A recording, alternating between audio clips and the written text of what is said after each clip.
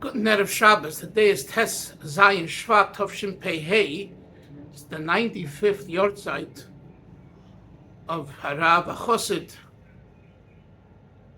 Harav HaGoyin, Reb Yoel Khan, the Rebbe's Chayzer, known as Reb Yoel. I'd like to share a few memories, and particularly about his warmth, because usually when people speak about Reb Yoel, they speak about his intellectualism, his memory. I experienced with him all of that, but of course, being close to him, not only as a student, but as someone who was kind of a ben bias in a way, eating with him many times privately at his home, and other times I got to see another part of this individual. And in honor of his Yom Holedus, his 95th birthday, I share a few stories and allow you to come into this realm. And that is that Reb Yoel, I once asked him a question in Chassidus, and he told me, "Come, let's go for a walk." And usually he would walk down Kingston like most people, because he lived on Montgomery Street from 770 down Kingston. Instead, this time, he took me for a walk all the way down Eastern Parkway till Brooklyn, made a left, and we went up on Brooklyn all the way to Montgomery, and then a left on Montgomery to his house. I don't know why, but I assume because there was less people and less noise, and it was a fascinating conversation. I was listening to him explain something that I didn't understand regarding Sfiras HaMalchus, but I remember feeling so special.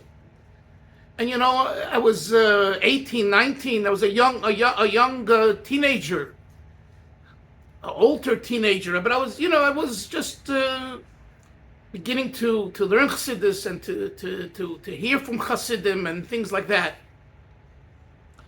And just walking with him one-on-one was very special. It made me feel good. Simply made me feel good. I recall during that walk, I also asked him, in a way with a little chutzpah, because I've had that relationship and I felt I could. I asked him, about the Maimorim Melukit, the 6 volumes that he produced, the Rebbe's Maimorim that he edited, not edited, he prepared for the Rebbe to edit and to finalize and all of that. So the Maimer, V'ata Tetzaveh, the kind of the last will and testament of the Rebbe's, the Maimer that we learned for Gimel Tammuz, just like the Bossi Lagani for the Friedeker Rebbe. When the Rebbe said the Maimer in 1981, the Maimer was, I remember, I was a bocher, I got the Maimer, it was 2 sides. It was a paper that it was 2-sided, 8.5 by 11. That was the whole Maimer. And when it came out as a Mukadika Maimer, it is 10 pages or so, whatever. So I asked Reb Yoel, I asked him, how did you come to, how did the Maimer from 2 pages become 10, And he got very, very kind of angry, but very, very, his whole face changed, and he said, if you would really understand Chassidus, he said it to me in Yiddish, of course, if you would really understand Chassidus, you would see that everything that's in the edited version of the Maimer was already in the Maimer as the Rebbe said it and as it was published in 1981. And he said to me then, and the proof is, he said, I asked Tzvi Greenblatt, who was the head shliach today in Argentina, who he had great respect for, he was a Moscow and Chassidus and a Chassidish Yid and Ovid, and Reb Yoel was close to him. He was close to Reb Yoel. Anyway, he said, and you could even ask Tzvi Greenblatt. He told me that's the case. Again, this type of the conversation, wasn't just an intellectual conversation.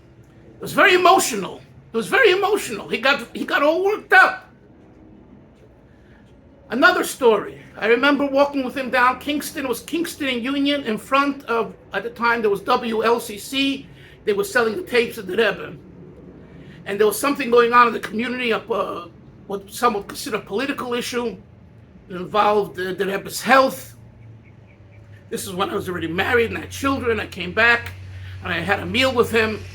And we walked to Mincha, down Kingston on Shabbos, and he, on the corner of Kingston and Union, he stops me and he starts screaming like, we will never let this happen. And I was so embarrassed, because people are walking to shul and going this way, that way, and they hear Reb Yoel raising his voice to me, and it wasn't at me, it was because he was very passionate about a certain idea that we were discussing that was taking place in the community, in the world of Lubavitch. But again, that too showed me that he was real. Real meaning, something bothered him.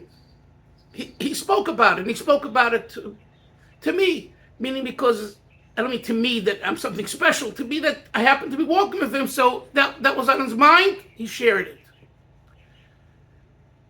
Another time,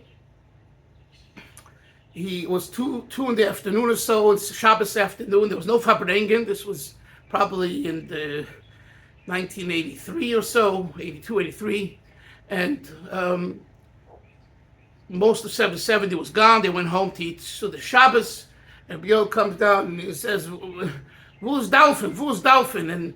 And a few chevra told me they heard he was looking for me to bring me home with him so I could have the Suda with him. He was searching for me. Where am I? So this too is another example how, he wasn't going to go home to have his Suda with his wife without finding me, I recall another time, it was Shavuos night. This was earlier, I think. Well, no, actually, it was 1987 or so.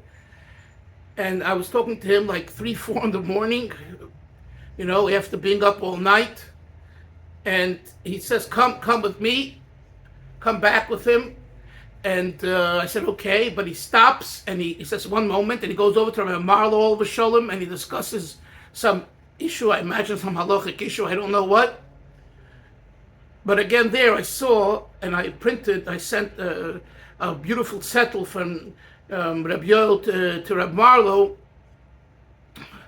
Later, when there was also controversy about different things.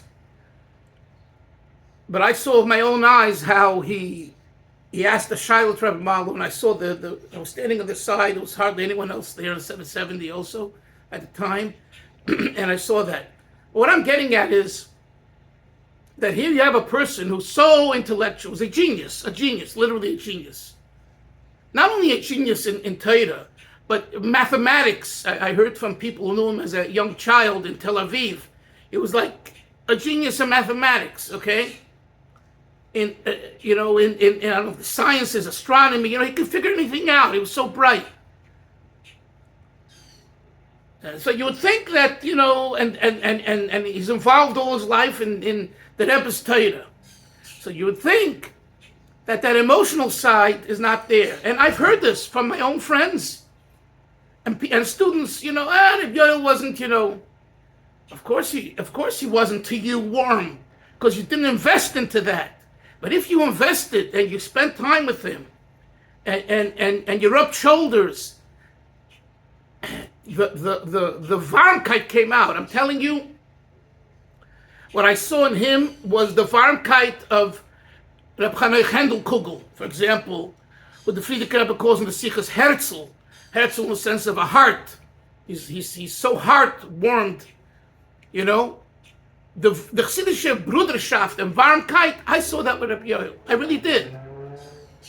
So on his 95th birthday, as much as we remember his teachings in yeshiva, in Borough Park, in other places all over the world, it was a varme chassid, sehr a varme chassid. But you have to get to know him. So my message today for those that are mashpiyim, rosh yeshivas, talmidim, reach out, bring your Talmidim in, create a bond. And I know many of you do this, but you can't imagine the elation that a 17, 18-year-old bacher has when a mashpia puts their hand around them, like Reb Yoel did to me when I was that age. He didn't do it every Monday and Thursday, but you imagine, I'm thinking to myself, here is the Rebbe's Chayzer, the genius of geniuses, who puts his hand around me, exuding love and warmth. I felt like $1,000,000. I want to be next to him. I want to learn Chassidus. I want to be with the Rebbe. I want to be with Chassidim. I'm sharing these personal feelings because not only do I owe, in a way, most of what I have to Reb Yoel and most of what I do, but because this is what Chabad is. This is what I call Chabad b'taroso. Chabad in its pure sense, in its unadulterated form of genuine Chabad. And for this, you don't need any accolades and any positions and any formalities. This is the emes. May Hashem help that Reb Yoel ben Reb Nachman HaKoyen Kahan on his Yom Haledes U'Mazli Goiver should bring to all of his Talmidim and his friends and his relatives and to Klal Yisrael. And literally today, there are hundreds and thousands of people who are learning Chassidus because of this one man. And we have to give credit to the Eretz Yisrael, Moshe Shilat, who's been publishing his Torah, his teachings, having people presented properly, and we have to give credit because of that. So much has gone out, and Chassidus Muve'eres, whatever label, Altine, etc.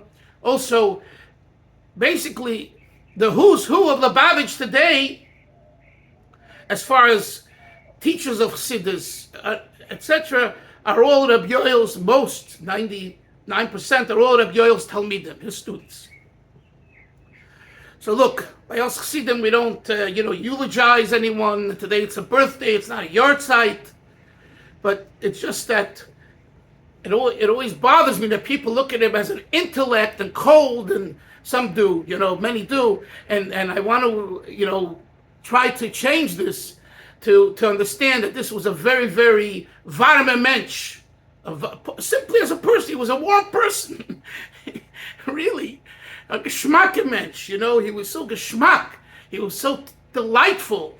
It was so geschmack to be around him that it just rubbed off. He Zichre Baruch, Reb Yoel ben Reb Nachman HaKoyen, should already go with the Rebbe and to Heichel Mashiach and bring Mashiach Tzidkenu B'Korav Mamish, Good Shabbos, Good Shabbos.